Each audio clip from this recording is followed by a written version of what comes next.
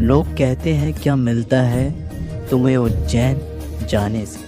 मैंने बोला हमें जिंदा होने का एहसास होता है महाकाल की चौखट चूम के आने से। मौत का डर उनको लगता है जिनके कर्मों में दाग। हम तो महादेव के भक्त हैं, हमारे तो खून में ही आग है।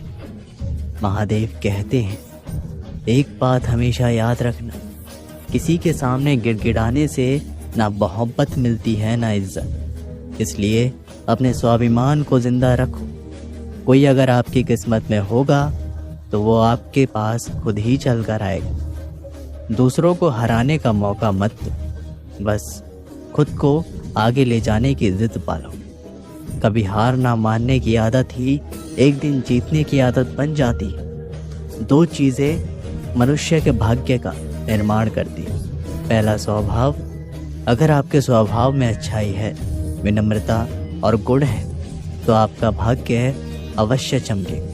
अगर आपका स्वभाव क्रोधी है, आलसी है तो आपका भाग्य बिखरना अनिवार्य है। इसलिए आपके स्वभाव को आपका मधुर और आकर्षित बनाए। दूसरा, आपकी बोली।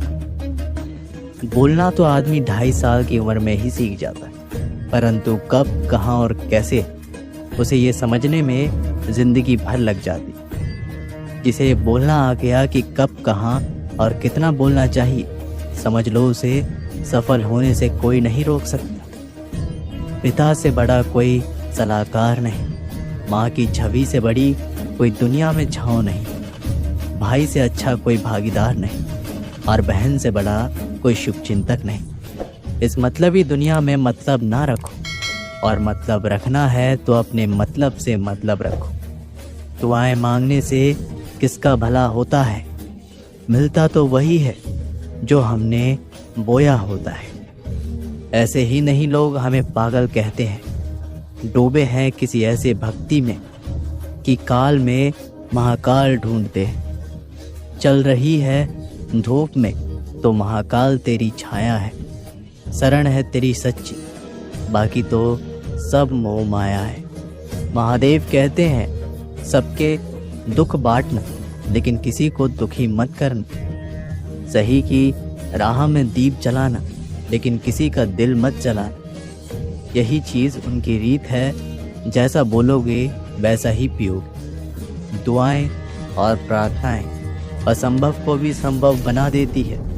ईश्वर को ना हमारे तन की ज़रूरत है, ना ही हमारे धन की ज़रूरत है। उसको तो बस पवित्र मन की ज़रूरत है। इसलिए वो हमें कुछ भी छोड़ने के लिए नहीं कहता, बस कहता है सच्चे मन से विकार छोड़ो, गंदे विचार छोड़ो। जो आने वाला है वो हमेशा गुजरे हुए कल से बेहतर होगा। यही सोच आपके जीवन में कभी निराशा नहीं होने देगी। झूठ कितना भी अजीब है, खुद बोलो तो अच्छा लगता है, दूसरा बोले तो गुस्सा आता है।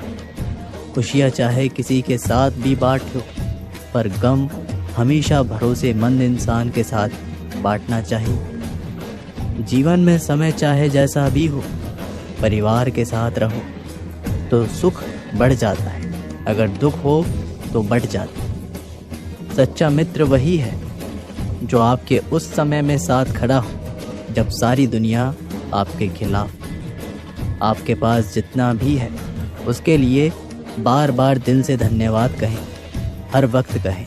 यकीन मानिए जितना भी है वह जल्द कई गुना हो जाएगा।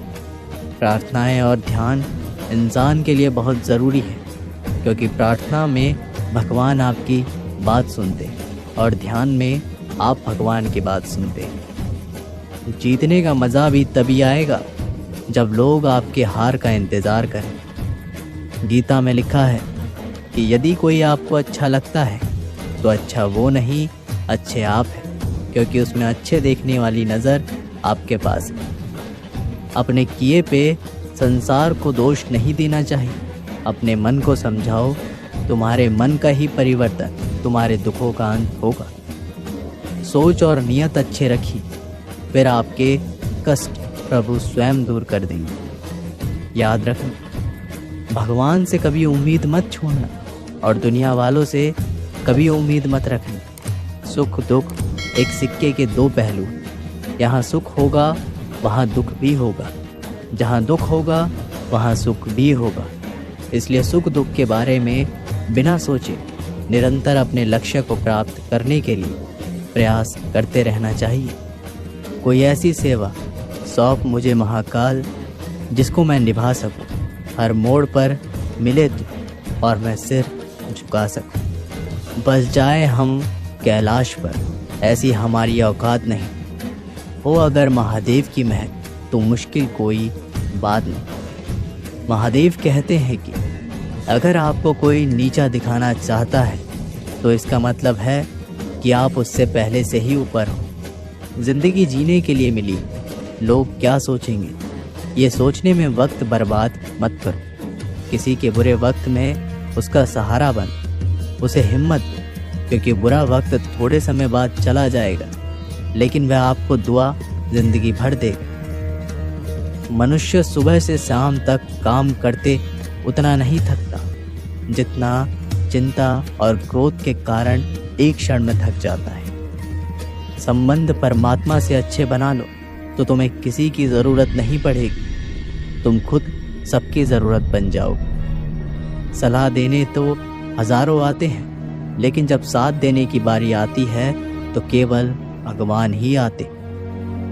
जीतने के बाद तो सारी दुनिया गले लगाती है। जो आज आपके साथ है वह कल आपके खिलाफ हो सकता है। बिना मतलब कोई आपकी इज्जत नहीं करेगा, लेकिन खुद को इतना काबिल बनाओ कि लोग बिना मतलब के ही आपकी इज्जत करें। भगवान कहते हैं सोने से पहले तुम सबको याद कर लिया करो और तुम्हारे जागने से पहले मैं तुम्हें याद कर लिया करूँ। भगवान ऑक्सीजन की तरह है जिन्हें आप देख नहीं सकते, लेकिन उसके बिना रह भी नहीं सकते, क्योंकि कोई और तुम्हारी मदद नहीं कर सकता। अपनी मदद स्वयं करो। आप खुद के सबसे अच्छे मित्र हैं और सबसे बड़े दुश्मन भी। इंसान तब समझदार नहीं होता जब बड़ी बातें करने लगे, बल्कि तब समझदार होता है जब वह छोटी छोटी बातों को समझने लगे।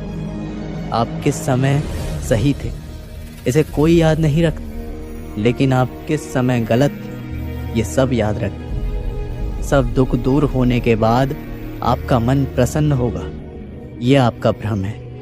मन प्रसन्न रखो, सब दुख दूर हो जाएगा, ये हकीकत है। किसी भी व्यक्ति की कोई भी बात बुरी लगे तो दो तरह से सोचो। यदि व्यक्ति महत्वपूर्ण है तो भूल जाओ, और बात महत्वपूर्ण है तो व्यक्ति को भूल जाओ। रिश्तों का संबंध सिर्फ रक्त से नहीं होता। जो मुसीबत में हाथ थाम ले उससे बड़ा कोई रिश्ता नहीं होता।